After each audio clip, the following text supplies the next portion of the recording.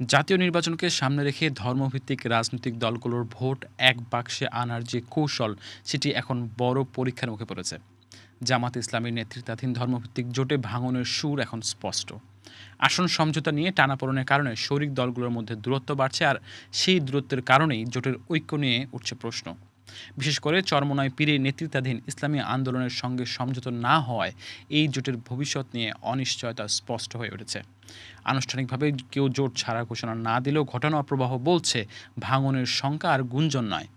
রাজনৈতিক বিশ্লেষকদের মতে এই টানাপোড়েন আসলে হঠাৎ করে তৈরি হয়নি। ধর্মভিত্তিক রাজনীতির ভেতরে দীর্ঘদিনের আদর্শিক ও কৌশলগত বিভাজনই এখন প্রকাশ্যে আসছে। ইসলামী দলগুলোর আদর্শগত ফারাক নির্বাচনের মতো বাস্তব রাজনীতিতে এসে সংঘাত তৈরি করছে। আবার কেউ বলছেন জামাত ইসলামী তুলনামূলকভাবে মধ্যপন্থী রাজনীতির দিকে সরে এসে নতুন ভোট ব্যাংক তৈরির চেষ্টা করছে। এই রূপান্তরের সঙ্গে তাল মেলাতে না পারায় কিছু ইসলামী দলের মধ্যে অস্বস্তি তৈরি হয়েছে। বুধবার বিকালে ১১ দলের শীর্ষ নেতাদের উপস্থিতিতে জোটের প্রার্থী তালিকা ঘোষণার কথা থাকলেও শেষ মুহূর্তে সংবাদ সম্মেলন স্থগিত করে জামাত ইসলামী। পরে জানা যায় ইসলামী আন্দোলনের সঙ্গে আসন সমঝোতায় পৌঁছাতে না পারায় চাপের মুখে পড়েছে তারা। প্রত্যাশিত আসন চূড়ান্ত না হওয়ায় মামুনুল হকের নেতৃত্বাধীন খেলাফতে মজলিসও সংবাদ সম্মেলনে যোগ দিতে অস্বীকৃতি জানিয়েছিল। ২০ জানুয়ারি মনোনয়নপত্র প্রত্যাহারের শেষ দিন। তার আগ পর্যন্ত জোট করার সুযোগ থাকলেও এই সময়ের মধ্যেই সমঝোতা না হওয়া জোটের ভেতরের অস্বস্তিকে আরও দৃশ্যমান করেছে। জামাতের সঙ্গে টানাপোড়েনের মধ্যেও চরমোনাই পীরের নেতৃত্বাধীন ইসলামী আন্দোলন বাংলাদেশ দাবি করেছিল জোট এখনও অটুট এবং আলোচনা চলমান।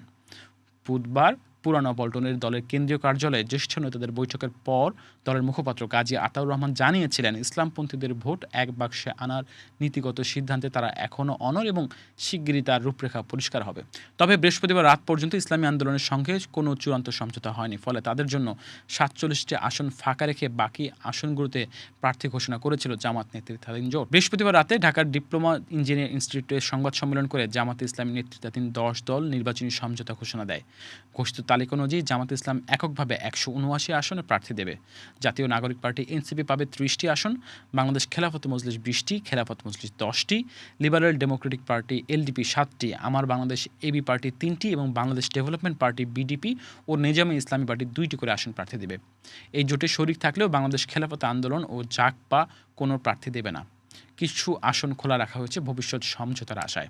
তবে এর মাঝে শোনা গেছে আলাদা হয়ে গেছে ইসলামী আন্দোলন। বৃহস্পতিবার জামাত নেতৃত্বাধীন মঞ্চে ইসলামী আন্দোলনের আমির সৈয়দ মোহাম্মদ রেজাউল করিমের জন্য চেয়ার রাখা হলেও তিনি বা তার দলের কেউ উপস্থিত ছিলেন না। ফলে জোটের ভেতরের দূরত্ব আরও স্পষ্ট হয়ে উঠেছে। জামাতসহ ১০ দল যখন আসন সমঝোতার ঘোষণা দিচ্ছিল, তখনই ইসলামী আন্দোলন এক বিজ্ঞপ্তিতে জানায় তারাও নির্বাচনী সমঝোতা নিয়ে আলাদা ব্রিফিং করবে। এরপর শুক্রবার বেলা ৩টায় দলের কেন্দ্রীয় কার্যালয়ে শীর্ষ নেতারা এর অবস্থান ব্যাখ্যা করেন। তারা জানান জামাত নেতৃত্বাধীন জোটে থাকছেন না তারা। বিশ্লেষকরা বলছেন আদর্শিক ফারাকই বড় বাধা হয়ে উঠছে।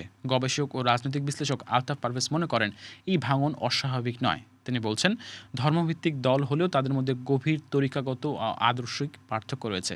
কেউ মৌদুদিপন্থী, কেউ খেলাফতপন্থী, কেউ আবার দেওবন্দি ঘরানার। যারা মৌদুদি বিরোধী, এইসব আদর্শিক ফারাক রাজনীতি ও কৌশলেও প্রভাব ফেলে। তার মতে ইসলামপন্থীদের ভোট এক বাক্সে আনার চিন্তা কৌশলভাবে যৌক্তিক হলেও বাস্তবে এটি সহজ নয়। একই সুরে কথা বলেছেন দৈনিক নয়া দিগন্তের সম্পাদক সালাউদ্দিন মোহাম্মদ বাবর। তিনি বলছেন ইসলামকে সামনে রেখে যারা রাজনীতি করে বা ইসলামিক ফিলোসফিকে বা ইসলামিক আইডিওলজিকে যারা আত্মস্থ করে রাজনীতি করে, তাদের মধ্যে একটা ডিভিশন আছে। কিছু কিছু ইসলামিক দল আছে যারা একেবারে মডার্ন যে আইডিয়াগুলো, তাদের সাথে বড় ধরনের দূরত্ব রেখেছে। তিনি বলেন এই নতুন একটা স্টাইল যেটা আপনাকে সবাইকে নিয়ে চলবে, এরকম মানসিকতা এখনও কিন্তু আমাদের রাজনীতিতে তৈরি হয়নি। স্পেশালি আমি মনে করি যে আল্ট্রা রাইট বা আল্ট্রা ইসলামিক, তাদের মধ্যে এখনও সেই কনসেপ্ট এই পর্যন্ত আসে নাই যে আমরা সবাই মিলেমিশে সবাইকে একটু ছাড় দিয়ে কাছাকাছি আসব। তবে অন্যান্য ধর্মভিত্তিক রাজনৈতিক দলের থেকে জামাত ইসলামী আলাদা মন্তব্য করে এই বিশ্লেষক বলছেন জামাত ইসলামীকে দেখবেন তাদের পিপলস অ্যাসপিরেশন বা এদেশের মানুষের যে চিন্তা চেতনা, তার একটা মধ্যপন্থায় আছে।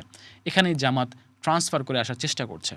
তিনি বলছেন এই প্রথম ইসলামী দলের সঙ্গে একজন হিন্দু আসছে। এর আগে আমরা কখনো দেখিনি যে তাদের হার্ডকোর পিপল ছাড়া কাউকে তারা সাপোর্ট করছে বা নমিনেশন দিয়েছে।